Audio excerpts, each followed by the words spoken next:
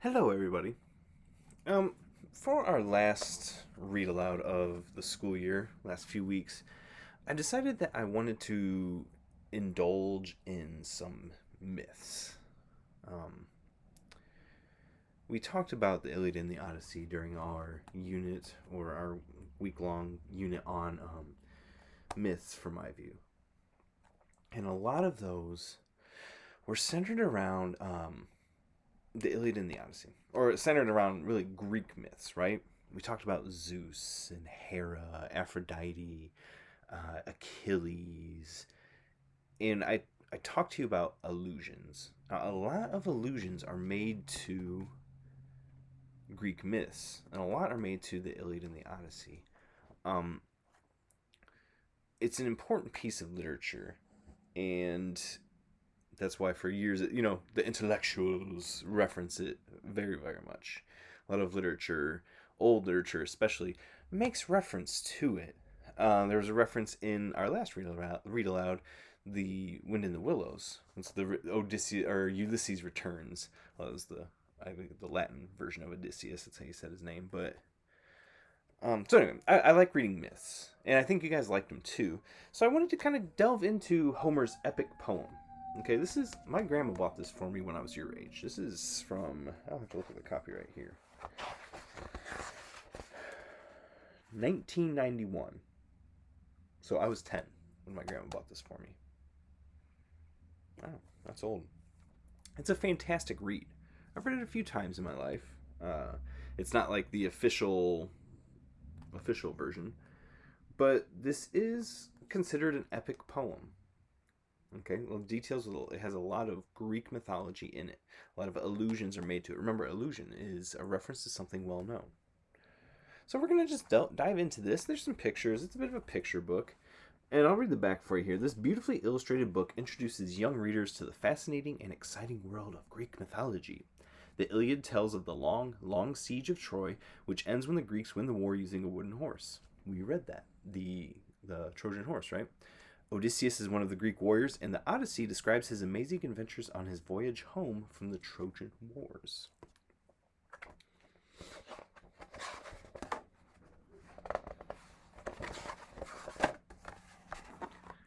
Book 1. A terrible row breaks out between Achilles and Agamemnon. For 9 years, war had been raging under the walls of Troy. For 9 years, Greeks and Trojans had been engaged in a terrible war without one or the other being favored by a decisive victory.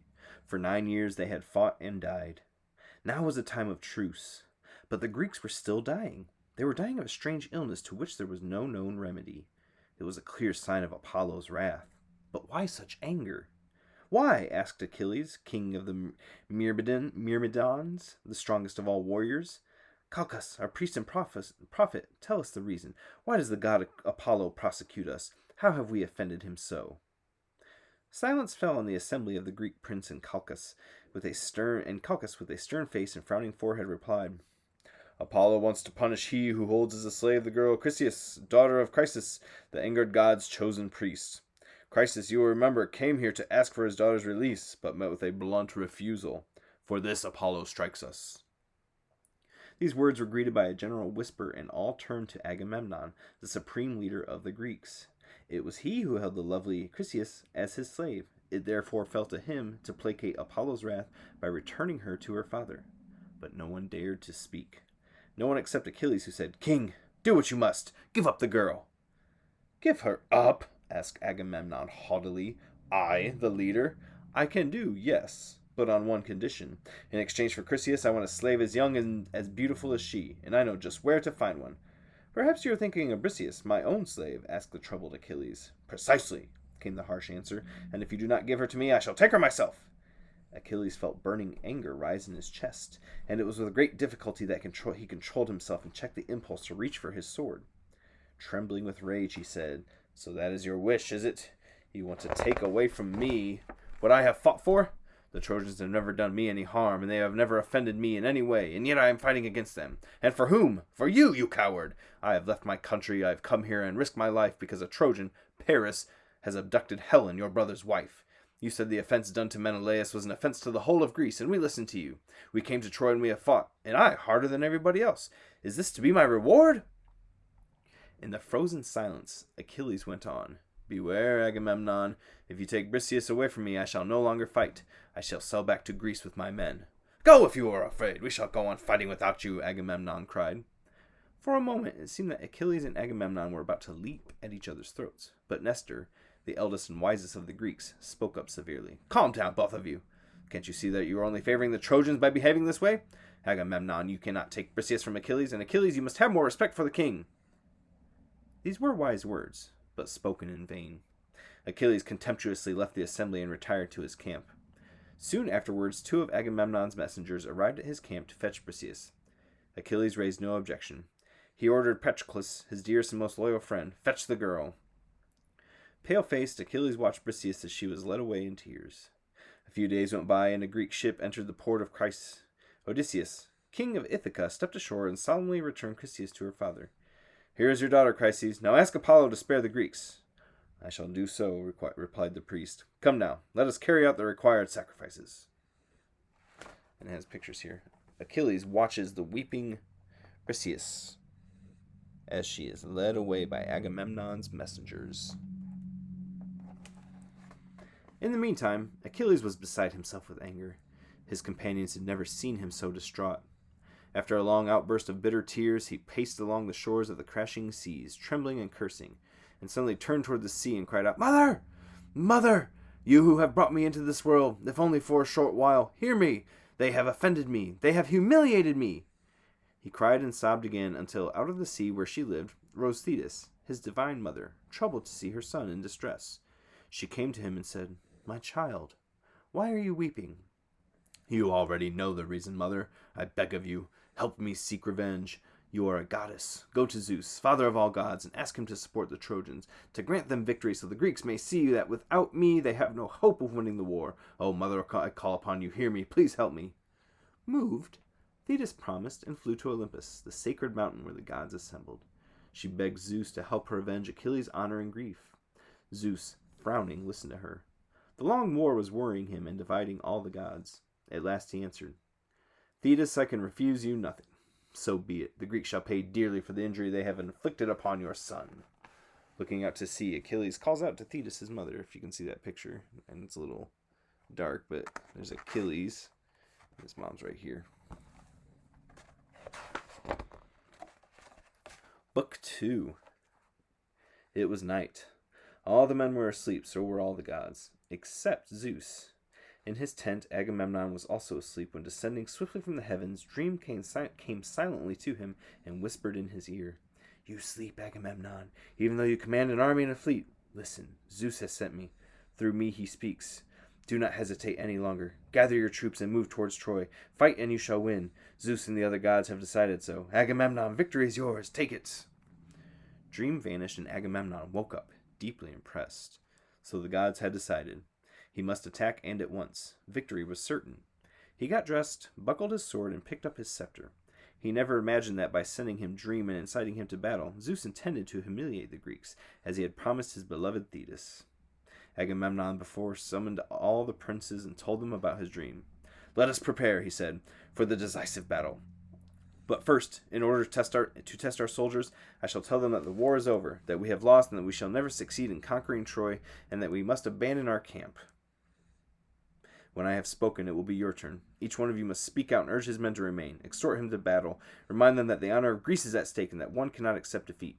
I am sure," he concluded, "that this will inspire them to fight ardently and to win. I am certain that tomorrow Troy shall be ours, as I was told by the dream sent to me by Zeus himself." So a little while later, the whole Greek army was gathered in a huge assembly. When Agamemnon appeared, there was a great hush. "Soldiers!" cried the king. "9 years have now passed since we arrived on the shores of Troy. 9 years, and we have not won. I confess that I have lost all hope of our victory. Enough of war. Let us board our ships. Let us resign ourselves to defeat and return to Greece." There was a moment of utter silence amongst the soldiers, as though they could not believe what they had heard. Then a mighty roar rose from the assembly. "Home! We are going home!" And they began to run towards the ships. In great confusion, tents were taken down, shelters dismantled. Some men were already boarding ships, whilst others were launching them out to sea. Greece! Greece! Home! Odysseus then stepped forward, ran to Agamemnon, snatched the scepter from his hand, and wielding it, he addressed the most valiant of the leaders and soldiers. "Have you gone mad?" he shouted. "Where are you going? Where are you running to? Don't you understand that he, the powerful king, will punish you if you flee? Stop! Come back! The honor of Greece is at stake!" At these words, many stopped running and suddenly realized they had committed an act of cowardice. Many jumped off the ships and returned to the point of assembly. Among those who were set to go, Thersites, the ugliest and most evil of all the Greeks, shouted and protested louder than anybody else. "What are you doing? Why are you stopping?" he shouted, running up and down. Why do you care about Agamemnon and his brother Menelaus? Why do you care about Helen's honor? Home! Let's go home and leave these worthless kings!" Angered by his words, Odysseus struck at him with the scepter and knocked him to the ground. The whimpering Thersites tried to protect himself from the blows, and the soldiers around him laughed and sniggered and said, "Odysseus has done some wonderful things in his life, but to shut Thersites' mouth is the most wonderful of all." Then Odysseus stood on the platform and addressed the warriors who had gathered around him. "Greeks, it is true that we have been here for 9 years, but it is all more the reason for us to hold on and fight till the end. What purpose will our efforts have served? Why will our companions have died if we run away now? We will have failed in our word and disgraced our name. No, Agamemnon, we shall not leave you.